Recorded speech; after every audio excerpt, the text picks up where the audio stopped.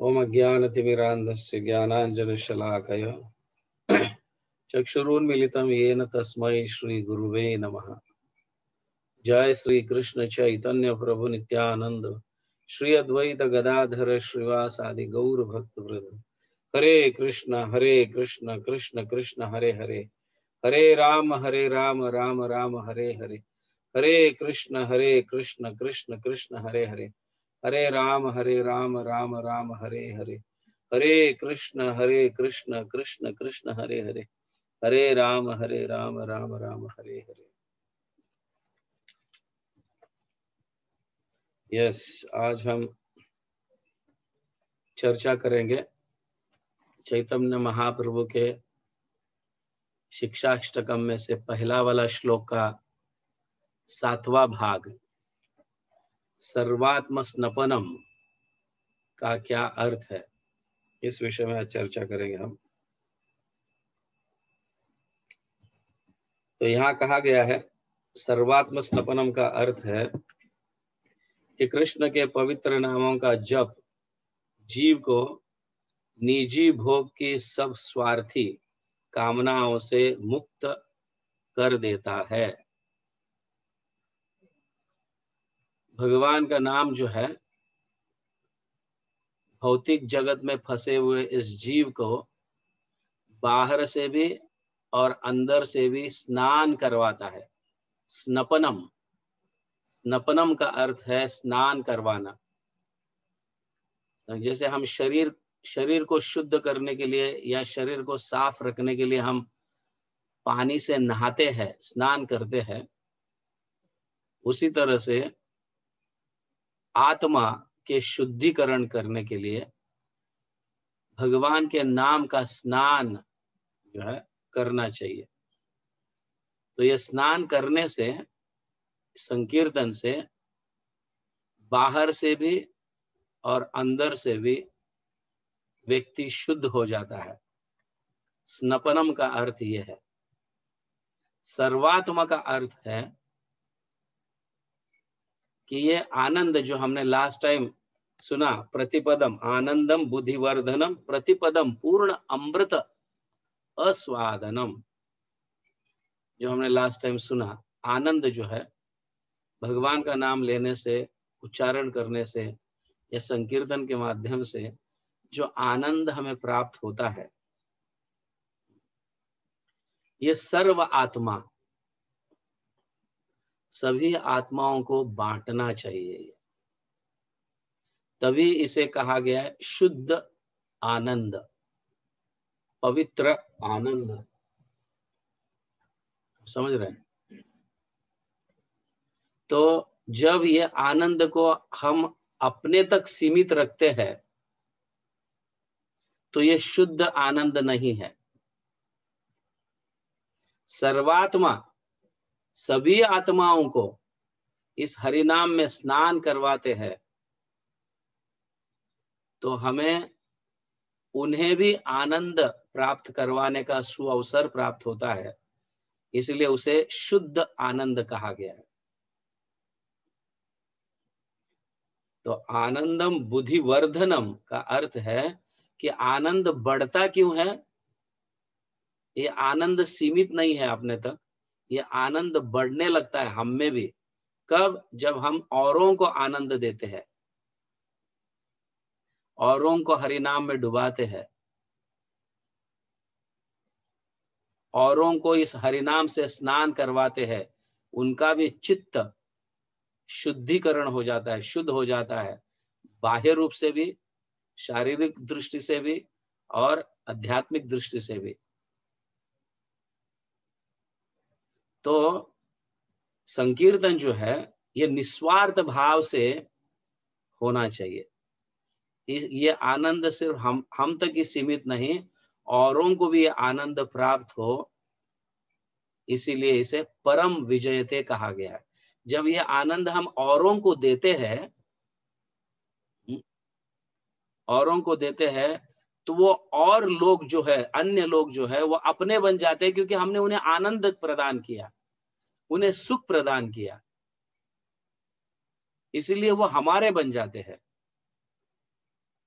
Of course जो दुख देता है उसे कोई पसंद नहीं करता, लेकिन जो सुख देता है उसे सब पसंद करते हैं। इसी तरह से जब हम अन्यों को आनंद वितरण करते हैं, ये हमने जो प्राप्त किया है हरि नाम से, ये जब दूसरों को हम बांटते हैं, वितरण करते हैं, तो स्वाभाविक रीति से वो हमारे प्रति हाँ, आकर्षित हो जाते हैं। इसलिए परम विजयते श्री कृष्ण संकीर्तनम, हम औरों के हृदय को जीत जाते हैं,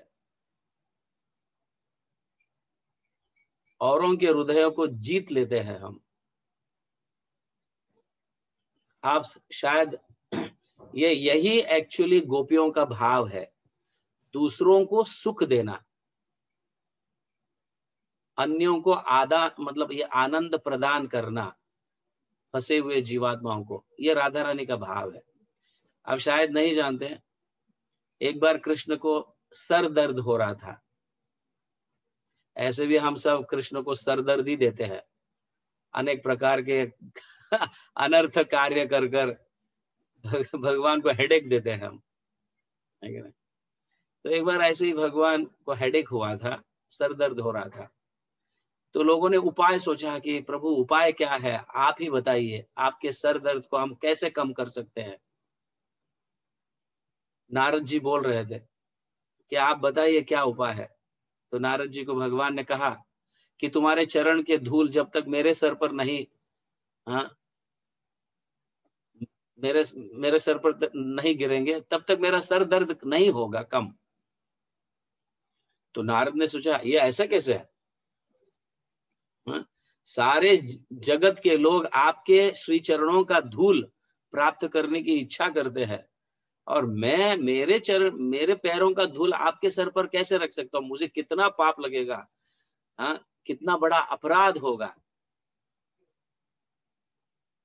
ऐसे नारद सोचने लगे।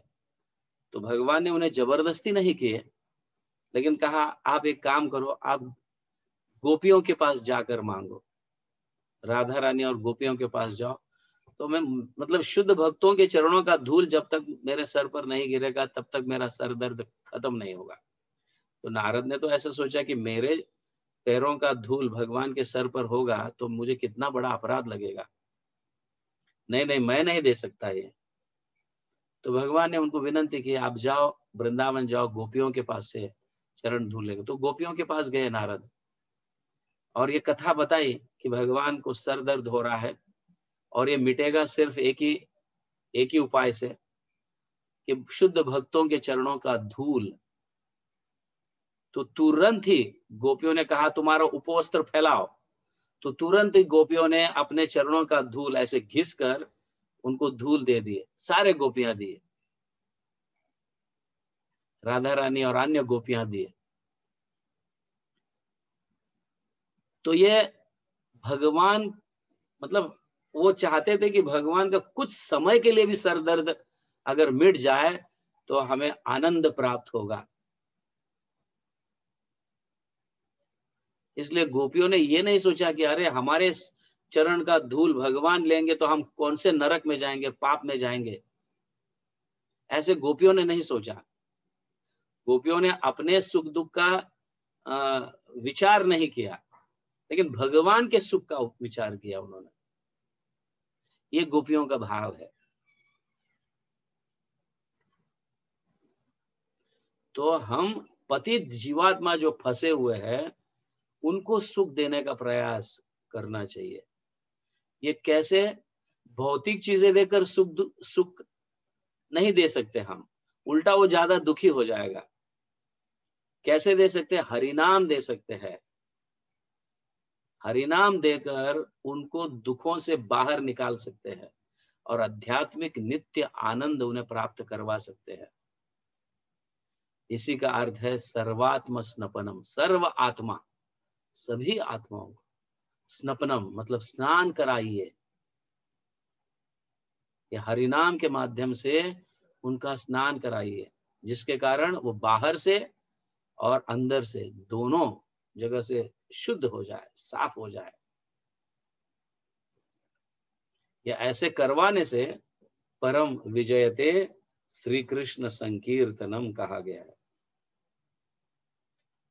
तो ये 7 प्रकार के विशेष विशिष्टताएं जो है हरिनाम संकीर्तन का, इस तरह से चैतन्य महाप्रभु प्रथम श्लोक में ये कहा है। तो कौन सा है?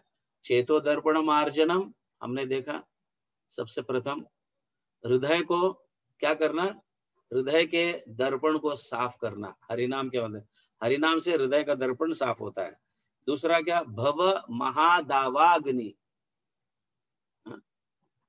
भौतिक जगत का जो आग लगी है, दुखों के रूप में जो आग लगी है वो नष्ट हो जाएगा। श्रेया कैरव चंद्रिका वितरणम, शुभ शुभ अवसर प्राप्त होते हैं हमें, हमारे जीवन में शुभ चीजें आने लगती है। विद्या वधु जीवनम, तो भक्ति प्राप्त होता है, शुद्ध भक्ति। तो इससे आनंदम बुद्धिवर्धनम, प्रत्येक समय ये आनंद का अनुभव कराता है। प्रतिपदम पूर्ण अमृत आस्वादनम, फिर सर्वात्म स्नपनम परम विजयते, श्री कृष्ण संकीर्तनम। तो इस तरह से चैतन्य महाप्रभु हमें भगवान का हरिनाम के संकीर्तन के माध्यम से हमें क्या क्या प्राप्त होते हैं, 7 विशिष्टताएं बताते हैं चैतन्य महाप्रभु। सो कल हम देखेंगे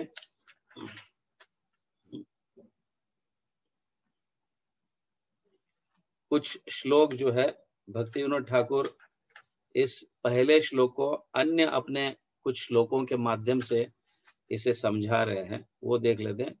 देन उसके बाद नाम नाम आकारी दूसरा श्लोक जो है शिक्षाष्टकम का, उस विषय में चर्चा कर लेते हैं। ठीक है, तो ये है सेल्फलेस लव जिसको हम कहते हैं, दूसरों को आनंद देना मतलब सेल्फलेस लव। हम तो प्राप्त करते ही है, उसमें तो कोई डाउट ही नहीं है, पर जब हमें ये आनंद प्राप्त होता है और हम ये आनंद दूसरों को देते हैं, तब एक्चुअली भगवान का प्रेम हमें प्राप्त होने लगता है। ये आनंद सिर्फ अपने आप में ही अगर हम लूटते रहेंगे और दूसरों को नहीं देंगे तो वो शुद्ध आनंद नहीं है, वो शुद्ध भाव नहीं है। तो ये हमें आनंद दूसरों को बांटना चाहिए। कभी कभी गुरु महाराज ये कहते हैं हमें चींटी बनना चाहिए, कुत्ता नहीं। कुत्ता क्या है, जैसे उसको हड्डी मिल जाता है और मुंह में झपेट लेता है वो, और दूसरे कुत्ते जैसे देखता है तो भौंकने लगता है, ये हड्डी मेरे मुंह से कोई और छीन के ना ले जाए।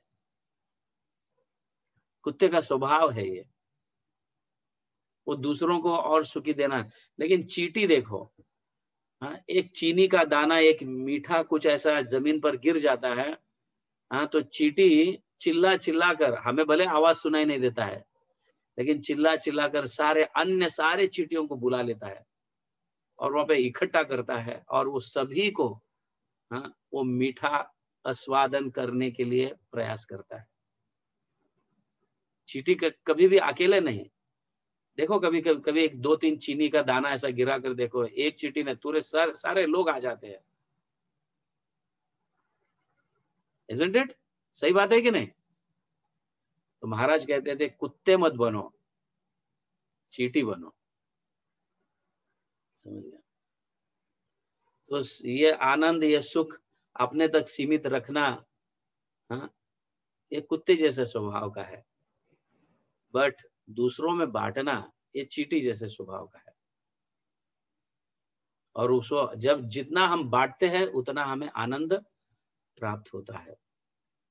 यही सर्वात्म स्नपनम परम विजयते, श्री कृष्ण संकीर्तनम। हरे कृष्णा। जगत गुरु श्रील प्रभुपाद की जाय, हरिनाम संकीर्तन की जाय, गौर प्रेमानंदे। हरि हरि।